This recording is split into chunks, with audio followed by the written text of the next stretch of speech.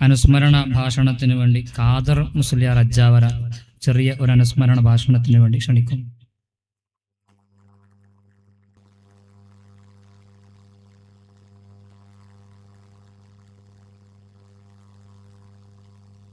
അസ്സലാമു അലൈക്കും വറഹ്മത്തുള്ളാഹി അൽഹംദുലില്ലാഹ് സ്വലാത്തു വസ്സലാമു അലാ റസൂലില്ലാഹി വഅലാ ആലിഹി വസഹ്ബിഹി അജ്മഈൻ. അമ്മാ ബഅദ്. ആദരവും ബഹുമാനവും നിറഞ്ഞ പണ്ഡിത സദാത്തുക്കളെ,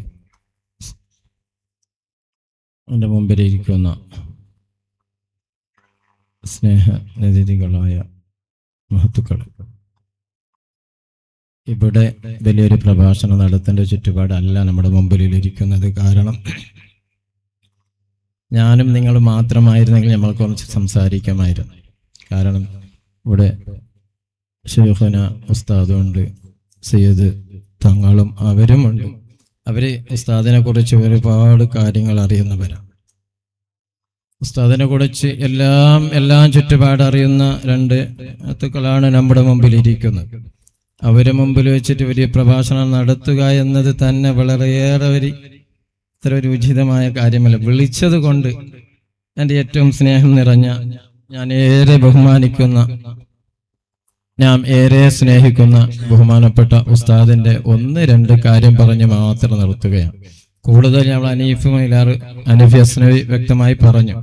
ഉസ്താദിൻ്റെ ചുറ്റുപാട് കാര്യങ്ങളും ഉസ്താദിൻ്റെ ജീവിത കാര്യങ്ങളും ഉസ്താദ് എല്ലാ വഴികളും വളരെയേറെ പറഞ്ഞ് ബഹുമാനപ്പെട്ട സയ്യിദ് വലിയുല്ലാഹി ഫഖറുദ്ദീൻ തങ്ങളെ കുറിച്ചും മഹാനവരുകളുടെ ആ കാര്യങ്ങളെ കുറിച്ചും സൈനുൽ അബീദ് തങ്ങളെ കുറിച്ചൊക്കെ ഇവിടെ വിശദീകരിച്ചത് കൊണ്ട് അതിന് മുതിരേണ്ട ആവശ്യമില്ല എന്നതാണ് എനിക്ക് തോന്നുന്നത്. ഉസ്താദ് എന്ന് പറഞ്ഞാൽ നമ്മുടെ മനസ്സിന്റെ അന്തരാളത്തിൽ കിടക്കുന്ന ഒരു ആളാണ്. അതായത് എന്തിനും എപ്പോഴും ഏത് സമയത്തും നാം ദുഃഖലെടുക്കാൻ പോയാൽ നമ്മുടെ ഒരു ആശ്വാസ കേന്ദ്രമാണ്, നമ്മുടെ അഭയ കേന്ദ്രമാണ് ദുഃഖലെടുക്കം. ഉദാഹരണത്തിന് ഞാൻ പറഞ്ഞ ഒരു ഷുഗർ രോഗിയാണ്. ഞാൻ എപ്പോഴും 5-10 ലിറ്ററിന്റെ ക്യാനിൽ വെള്ളം മന്ത്രിച്ചു കൊണ്ടുപോകും സയ്യിദവറുകളെടുത്ത്. അത് തീർന്നാൽ ഉപ്പളയിലാണ് ഞാൻ താമസം. ഉടനെ ഓടി വരും ദുഃഖലെടുക്കയിൽ. അത് എൻ്റെ ഒരു ഇതാണ്. അതേപോലെ ഞാൻ ഈ സിയാറത്തിന് മുമ്പ് ഇവിടെ കയറാതെ വിരൽ കുറവാണ്. ഇത്ര സമയത്തിൽ പോകുന്നുണ്ടെങ്കിൽ ഞാൻ അവിടെ വന്നൊരു സലാം പറഞ്ഞ് ഫാത്തിഹ ഓതിട്ടേ പോകും. ഉദാഹരണത്തിന് ബഹുമാനപ്പെട്ട സയ്യിദ് ഉസ്താദ് അനീഫ് ഉസ്താദ് പറഞ്ഞതുപോലെ ഞാൻ കുറെ വർഷം ദർസിൽ പഠിച്ചിട്ടുണ്ട്. അതിൽ ചുരുങ്ങിയൊരു സമയം മാപ്പിളടുക്കത്ത് ഉസ്താദിന്റെ ഒന്നിച്ചുണ്ടായിരുന്നു. ആ സമയത്ത് ആ ഉസ്താദ് ചെയ്ത ത്യാഗങ്ങൾ, പ്രയാസങ്ങൾ, ബുദ്ധിമുട്ടുകൾ, എൻ്റെ കൂടെ റഫീഖ് ദാറാനി ഉസ്താദുണ്ട്, അനീഫ് മിലാർ, ഞങ്ങൾ ഒന്നിച്ചിട്ടുണ്ടായ ആൾക്കാരാണ്. ഞങ്ങള് ഒരുപാട് കോഴിക്കറി വരുമല്ലോ, നാടൻ കോഴിയും പത്തലിന്റെ കറി വരും. അപ്പൊ അതൊന്നും ഞങ്ങൾക്ക് കൂടുതൽ ഉസ്താദ് തരൂല. ഉസ്താദിന് ഒരു കാരണം ആരോ ചോദിച്ചാൽ വിദ്യാർത്ഥികൾക്കൂടെ ഉസ്താദിന് നമ്മുടെ മുമ്പിൽ അന്ത്യവിശ്രമങ്ങളും നമ്മളൊക്കെ കണ്ടുകൊണ്ടിരിക്കുകയാണ്. അപ്പൊ ഉസ്താദ് ഒരു മറുപടി പറയും, ഇത് കൂടുതൽ കൊടുക്കാൻ പാടില്ല, ഇത് ചിറക് വന്ന് ഓടിപ്പോകുമെന്ന് പറയും. കോഴിക്കറി തിന്നിക്കാൻ പാടില്ല, അധ്വാനിച്ച് പഠിച്ചാൽ അതൊരു ഫലമുണ്ടാവും. അനീഫ് മിലാർ പറഞ്ഞ പോലെ റബ്ബർ തോട്ടത്തിലേക്ക് പോകും, വെറു കൊണ്ടുവരും, ഉച്ചക്കാടെ പീടിയൊക്കെ പോകും, ഒരു ചെറുപുളി മേങ്ങും, എന്നിട്ട് അതിൻ്റെ ഒരു ചെറിയ ഇതുണ്ടാക്കി ആ കഞ്ഞി കുടിക്കലാണ് പതിവ്. ഉച്ചക്കും അതന്നെ. ചിലപ്പോൾ രാവിലെ അപ്പം ഇല്ല, ക്യാൻറ്റീനിൽ അപ്പോൾ ആളുണ്ടാവും. അങ്ങനെയുള്ള ചുറ്റുപാടിൽ പഠിച്ച ഒരു വ്യക്തികളാണ് ഞങ്ങൾ. കുറച്ച് ആൾക്കാരുണ്ട്, ഞാൻ അറിയുന്ന കുറച്ച് ആൾക്കാരുണ്ട്. അൽഹംദുലില്ലാ, ആ ഇൽമ് ഇന്നും ഞങ്ങൾക്ക് നല്ല ഉപകാരം ലഭിക്കുന്നുണ്ട്. കാരണം ആ അധ്വാനിച്ച് പഠിച്ച ഉസ്താദിന്റെ ആ മഹത്തമായ പൊരുത്തം, ആ സ്നേഹം എപ്പോഴും എന്തിനും ഏത് സമയത്ത് ഞങ്ങൾ ചെന്നാൽ, ദുഃഖലെടുക്കത്ത് ചെന്നാൽ ബഹുമാനപ്പെട്ട സയ്യിദിനെ സ്വർണം തന്നെ വിളിക്കാൻ, ആ സ്വർണം എന്ന് വിളിച്ചുകൊണ്ട് തന്നെ പെരുമാറുന്ന ആ സ്വഭാവം, അത് നമുക്ക് എപ്പോഴും നമ്മുടെ ജീവിതത്തിൽ ആകർഷിക്കുന്ന ഒന്നാണ്. നമ്മുടെ ജീവിതമാണ് ദുഃഖലെടുക്കാൻ നമ്മുടെ ആശാകേന്ദ്രമാണ്. അതില്ലാതെ നമുക്കില്ല. രണ്ടാമത് ഞാൻ ഏറ്റവും സ്നേഹിക്കുന്ന ശൈഖുന ഉസ്താദ് അവരുകളാണ്. അതാണ് നമ്മുടെ ജീവിത ശൈലി, നമ്മുടെ പോക്ക്, നമ്മുടെ വരവ്, നമ്മുടെ സംസാരം.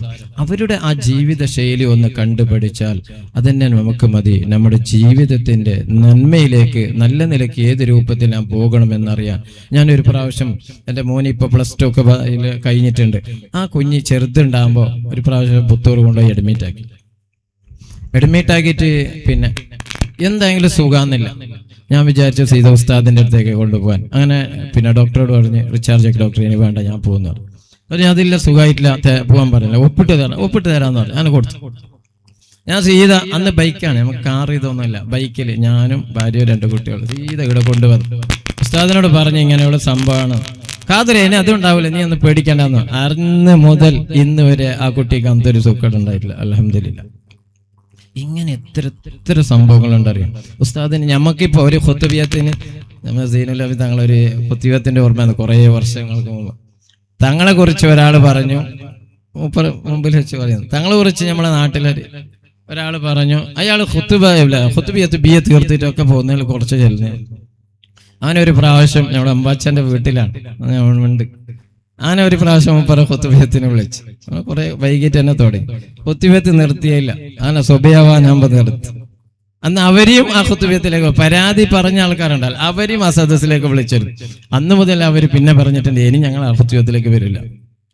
അങ്ങനെയുള്ള ഖുത്ബിയത്താണ് ബഹുമാനപ്പെട്ട സയ്യിദ് അവരുകൾ ഉണ്ടായത്. അതേപോലെ നമ്മുടെ ഉസ്താദിന്റെ ഖുത്ബിയത്ത് അങ്ങനെ. നമുക്കൊരു ഖുത്ബിയത്ത് വേണമെങ്കിൽ ഇപ്പൊ ഞാൻ മൊയ്ലന്മാർ എന്ത് പറയുന്ന അറിയോ, AC റൂം ഉണ്ടെങ്കിൽ അതാണ് ഏറ്റവും സുഖം എന്നാണ് ഇപ്പൊ പറയുന്നത്. മൊയ്ലന്മാർ പറയുന്നതാണ് AC റൂം ഉണ്ടാന്ന്. അല്ലെങ്കിൽ ആദ്യം പോയിട്ട് നിസ്കരിക്കാൻ പിന്നെ 2 റക്അത്ത് നിസ്കരിക്കുന്നതിന് മുമ്പ് നോക്കുന്നവിടെ ഫാൻ എത്രയുണ്ട്, കൂളറുണ്ടോ ഫാനുണ്ടോ. ഉസ്താദ് ശൈഖുന അങ്ങനെയല്ല, ഉള്ള ഫാനും ഓഫാക്കും. ആ റൂമിലുള്ള ഫാനൊക്കെ ഓഫാക്കി. എൻ്റെ വീട്ടിൽ അങ്ങനെ തന്നെ ഖുത്ബിയത്തിന് വന്നിട്ട് എന്നെ വിളിക്കുമോ, ഞാൻ പറയും കാതറെ ഫാനൊന്നും ഇടാൻ പാടില്ല, അന്നാ ഞാൻ മാത്രം വരും. ഖുത്ബാണെങ്കിൽ മൈക്കില്ലെങ്കിൽ വരും എന്ന് പറഞ്ഞില്ല. ഒരു പ്രാവശ്യം അങ്ങനെ വന്ന് പരിയൽത്തടുക്കത്ത്, ഞാൻ വീട്ടിലെ പരിയൽത്തടുക്ക പള്ളിയിലുണ്ടായി. വെള്ളിയാഴ്ച അവിടെ എത്തി, നന്നായിട്ട് പോയിട്ട് എത്തി. കാതറെ പിന്നെ അങ്ങനെ വിളിക്കല, കാതറ ചിലപ്പോൾ ഇല്ലായിരുന്നു, ചിലപ്പോൾ കാതറൊന്നുമില്ല. അൽഹംദുലില്ലാ, സന്തോഷം. അള്ളാഹു അടുത്ത ദർജ ഉയർത്തി കൊടുക്കട്ടെ. അത് കാരണം നമ്മുടെ ദുനിയാവും ആഖിറവും അള്ളാഹു വിജയം നൽകി അനുഗ്രഹിക്കട്ടെ എന്ന് മാത്രം പ്രാർത്ഥിക്കുന്നു.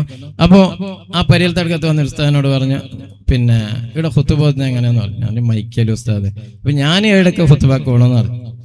അപ്പൊ ഞാനൊക്കെ പെട്ടെന്ന്, ഞാൻ ഒരു മുഅദ്ദിനായിട്ട് ജോലി ചെയ്യുന്നതാണ്, പെട്ടെന്ന് പറയാൻ പറ്റൂല, ഖുത്ബ ഇല്ലാതെ ഉസ്താദ് നിൽക്കുകയും. പെട്ടെന്ന് ഞാൻ MS ആയിരുന്നു അന്ന് പ്രസിഡന്റ്, MS മുഹമ്മദ്, നിങ്ങൾക്ക് അറിയുന്ന. ഉടനെ അയാളായിട്ട് ബന്ധപ്പെട്ടു. എൻ്റെ ഉസ്താദ് വന്നിട്ടുണ്ട്, ഇങ്ങനെയാണ് സംഭവം ഇങ്ങനെ. അപ്പോൾ അയാൾ ഞമായിട്ട് നല്ലൊരു ബന്ധം ഉണ്ടെന്നുകൊണ്ട് പറഞ്ഞു, ഒരു ദിവസം നമ്മളെ പള്ളിയിൽ കുറെ ആൾക്കാരൊന്നും ഇല്ലല്ലോ, ഉസ്താദായിട്ട് നിങ്ങൾ ബന്ധപ്പെട്ടിട്ട് മൈക്കൊന്ന് ഒഴിവാക്കിയെന്ന്. ഉസ്താദിനോട് പിന്നെ പെട്ടെന്ന് ഇതാക്കി ഉസ്താദുമായി ബന്ധപ്പെട്ട് ഉസ്താദ് തന്നെ ഖുത്ബ ഓതി, ഉസ്താദ് തന്നെ നിസ്കരിച്ചു. സന്തോഷമായി ഉസ്താദ് പിരിഞ്ഞു. അത് നമ്മുടെ എന്നിട്ട് ഉസ്താദ് പറഞ്ഞു, ഇവിടെ അന്ത്യവിശ്രം കൊള്ളുന്ന ഒരു വലിയ ശുഹദാക്കളാണെന്ന് പറഞ്ഞു പരിയൽ തടുക്കൈ. ആ പറഞ്ഞ അന്ന് മുതൽ നല്ല നിലക്ക് അവിടെ ഉറൂസ് നടക്കുകയും ഇന്നും മിഞ്ഞാനിൻ്റെ ഇടയ്ക്ക് ഉറൂസ്, റംസാനും ഉറൂസ് കഴിഞ്ഞ് അങ്ങനെയുള്ള ഒരുപാട് പ്രത്യേകതകൾ ഉസ്താദിന്റെ മനസ്സിന്റെ ഉള്ളിൽ നിൽക്കുകയാണ്. അത് ഉസ്താദുമായി ഏറ്റവും അടുക്കുന്ന ആരുണ്ടോ അവർക്ക് മാത്രമേ അത് അറിയുള്ളൂ. അല്ലാഹു സുബ്ഹാനഹു വ തആല അവിടുത്തെ ദർജയെ ഇനിയും ഉയർത്തി അല്ലാഹു നൽകി അനുഗ്രഹിക്കട്ടെ.